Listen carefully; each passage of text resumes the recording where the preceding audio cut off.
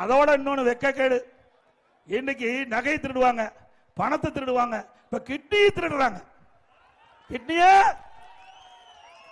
நம்ம பகுதி மக்கள் யாராவது திமுக கட்சிக்கார மருத்துவமனைக்கு போய் ஏதாவது அறுவை சிகிச்சை செஞ்சிருந்தா நீங்க ஸ்கேன் பண்ணி பாத்துங்க, உடலுக்குள்ள இருக்கிற உறுப்புலாம் இருக்குதான்னு பாத்துங்கப்பா. நான் உண்மையை சொல்றேன். ஏன்னா திராவிட முன்னேற்ற கழக அரசு திமுக கட்சி சேர்ந்த ஒருவர் அவருடைய மருத்துவமனையில் இந்த கிட்னி முறைகேடு நடைபெற்றதா புகார் வந்து திமுக அரசாங்கமே ஒரு குழு போட்டு அந்த குழு வந்து அந்த மருத்துவமனையை சோதனையிட்டு அதுல முறைகேடு நடைபெற்றதா கண்டுபிடிக்கப்பட்டு அங்க அறுவை சிகிச்சை செய்கின்ற அனுமதியை ரத்து பண்ணியிருக்காங்க. உறுப்பு மாற்று அறுவை செய்கின்ற அனுமதியை ரத்து பண்ணியிருக்காங்க. ஆனா கை செய்யவில்லை. எவ்வளவு முறைகேடு! வறுமையின் காரணமாக, வறுமை என்பது கொடுமை, கொடுமையிலே கொடுமை வறுமை.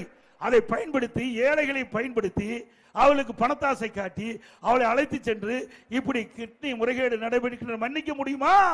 மன்னிக்க முடியுமா? அதே போல நாமக்கல் மாவட்டத்தில் பள்ளிப்பாளையத்தில் ஒரு பெண் பணத்தாசை காட்டி வறுமையின் காரணமாக அவரை அழைத்து போய் கிட்னிக்கு பதிலாக கல்லீரல் எடுத்துட்டாங்க. கிட்னிக்கு பதிலாக இதற்கு மேலாக அந்த எம்எல்ஏ பேட்டி கொடுக்கிறாரு. இப்படி முறைகேடு நடைபெற்றதாக அரசாங்கமே தெரிவித்திருக்கு. என்ன பதில் சொல்றீங்கன்னா, நாங்களா அப்படி செய்யல, அப்படி நான் வந்து ஒரு கார் பேரை சொல்லி, அது என்ன காரு, ரோஸ் ராய் கார். ஏன்னா நமக்கெல்லாம் தெரியாது, விலை உயர்ந்த காரா, 12 கோடி இந்த கார். ரோல்ஸ் ராய் கார் வாங்குறதுக்கு 12 கோடி வேணும். அப்படி 12 கோடி வேணும்னா இந்த பகுதியில் இருக்கிற அத்தனை பேருக்கு கிட்டி கலட்ட வேணுங்கிறார். எவ்வளவு கொழுப்பு! ஏங்க இதெல்லாம் தவறு இல்ல. ஒரு மனிதனை மனிதராக மதிக்க வேண்டும்.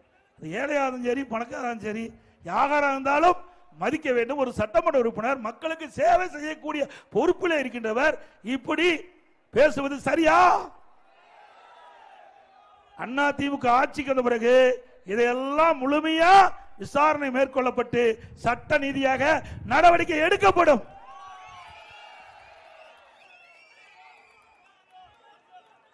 அதே போல இன்னைக்கு தமிழகத்தில் எங்கு பார்த்தாலும் கஞ்சா விற்பனை அமோக விக்குதுல்ல, உண்மைதானே?